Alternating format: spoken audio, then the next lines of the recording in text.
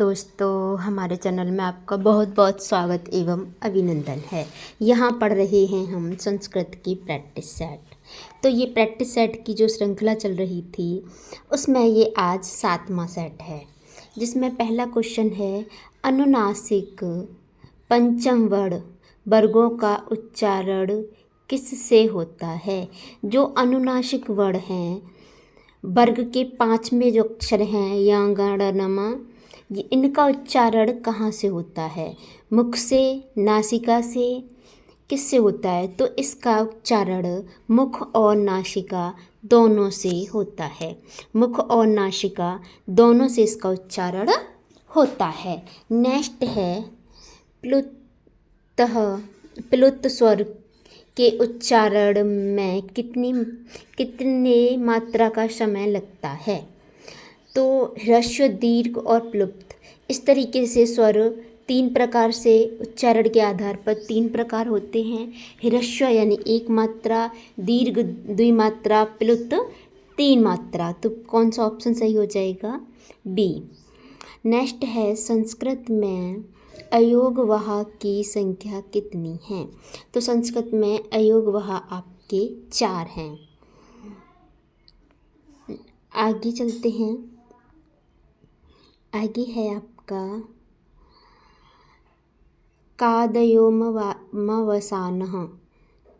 ये कौन से वर्ण हैं? कादयोमवसानः ये कौन से वर्ण हैं? ये पूछ रहा है। काद, तो इनके बारे में ये पूछ रहा है कि इसमें कौन सा वाला वर्ण, कौन से ये वर्ण हैं? ऊष्मा वाले हैं, ऊष्मा हैं, स्पर्श हैं, अंतस्थ हैं या उदांता हैं आपके ये वर्ण। तो का से लेकर के माँ तक के वर्ण जो हैं इनको स्पर्श वर्ण कहा जाता है। क्या कहा जाता है? स्पर्श वर्ण कहा जाता है। थोड़ा पीछे चलेंगे। पीछे अनुनासिक, मुख और नासिका दोनों से बोला जाता है। प्लुप्त त्रिमात्रक होता है। संस्कृत में अयोगवाह 4 होते हैं। ठीक है। नेक्स्ट आपका ये कह रहा है का से लेकर के माँ तक के वर्ण को क्या कहते हैं? तो का से लेकर के माँ तक के वर्ण को आपके स्पर्श व्यंजन कहते हैं। नेक्स्ट है आ और का उच्चारण अको विसर्जनीय नाम कंठः। महर्षि का संधि विच्छित होगा। महर्षि का संधि विच्छित होगा महाधन ऋषि। महान ऋषि, महत ऋषि नहीं, महाधन ऋषि। यहाँ पर आपकी गुण संधि हुई है। इसके बाद आगे है स्वेरम। स्व प्लस ईरम में कौन सी संधि है? तो स्वेरम में आपकी वृद्धि संधि है। कौन सी संधि है? वृद्धि संधि है। नेक्स्ट चलते हैं। नेक्स्ट है तटीका में संधि विच्छित होगा। तटीका में तत धन टीका, ए सही होगा इसका, तत धन टीका।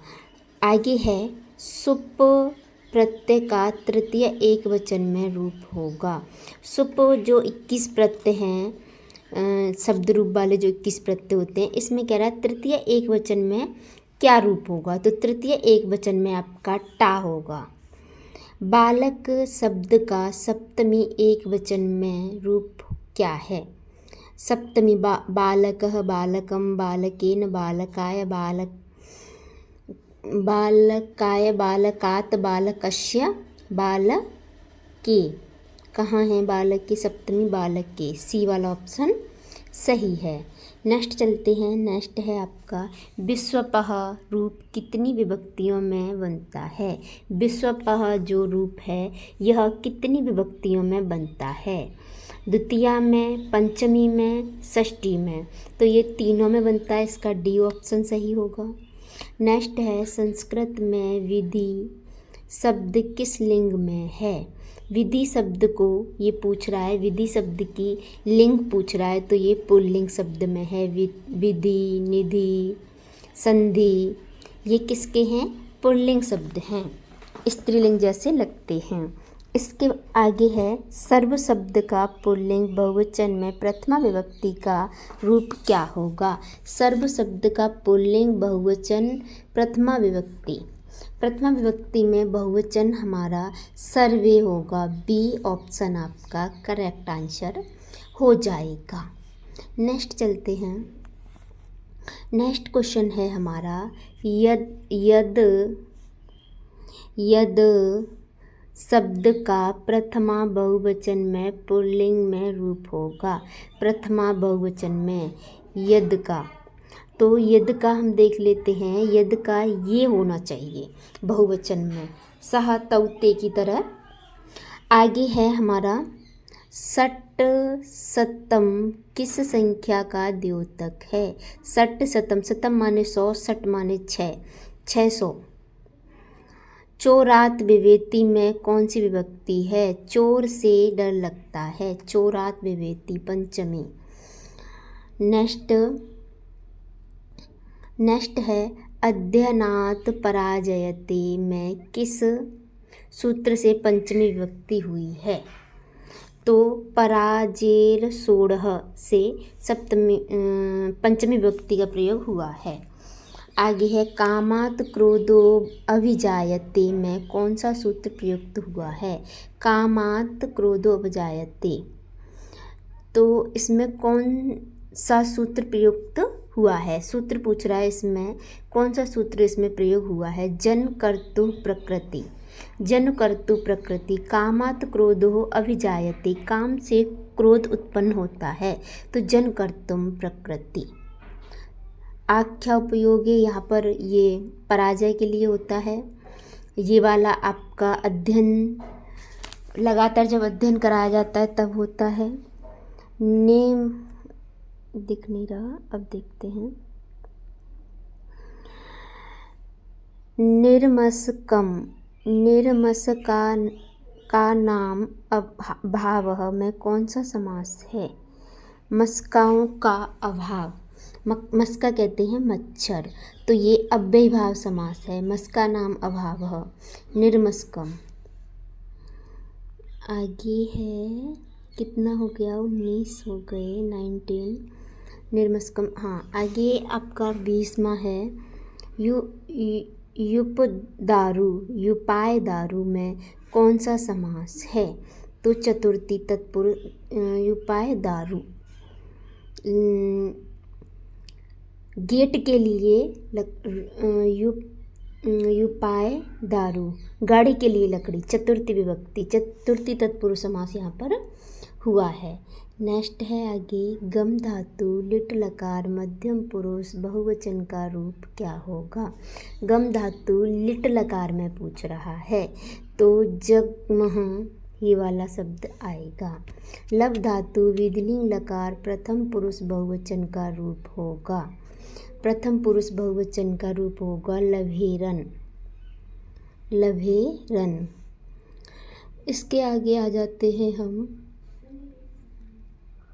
गौरी शब्द में से कौन सा प्रत्यय है। गौरी शब्द में प्रत्यय पूछ रहा है, तो गौरी शब्द में आपका गीस प्रत्यय है। स्त्री प्रत्ययों में आता है ये गीस प्रत्यय है। स्मारम में कौन सा प्रत्यय है। स्मारम में आपका डुमुल प्रत्यय है। आगे है छ मिलकर बना है। छ मिलकर किससे बना है ये पूछ रहा है। जो छा जो वर्ड है ये का और शा से बना है। का और मूर्धन्य शा से बना है। नेक्स्ट चलते हैं, 25 हो गया। नेक्स्ट है हमारा अर्जुन के धनुष का नाम क्या था। तो अर्जुन जो धनुष, सभी धनुषों के नाम थे, तो गांडीव नाम था अर्जुन के धनुष का। जो अर्जुन थे उनके धनुष का नाम, इनको बोला भी जाता है गांडीवधारी अर्जुन। साल्यमी वृक्ष का वर्णन किस ग्रंथ में हुआ है। साल्म ये वृक्ष है एक, जिसका वर्णन मेघदूत नहीं, कादम्बरी में भी नहीं, रघुवंशम कुमार संभवम। किस में हुआ है इन सब में से? तो इसका वर्णन आपका कादम्बरी में किया गया है।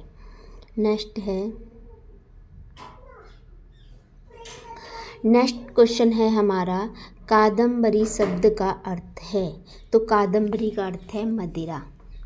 शिवराज विजय के लेखक हैं। तो शिवराज विजय के जो लेखक हैं अंबिका दत्त व्यास। ये एक उपन्यास है शिवराज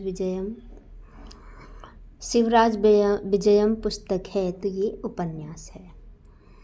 तो बस इतनी कम टाइम में हम इसे बहुत जल्दी क्वेश्चनों को करा रहे हैं। यदि आपको ये क्लास हमारी पसंद आ रही है तो आप हमें कमेंट अवश्य करें। इसी के साथ मैं अपनी वाणी को विराम देना चाहूँगी। नमस्कार, धन्यवाद।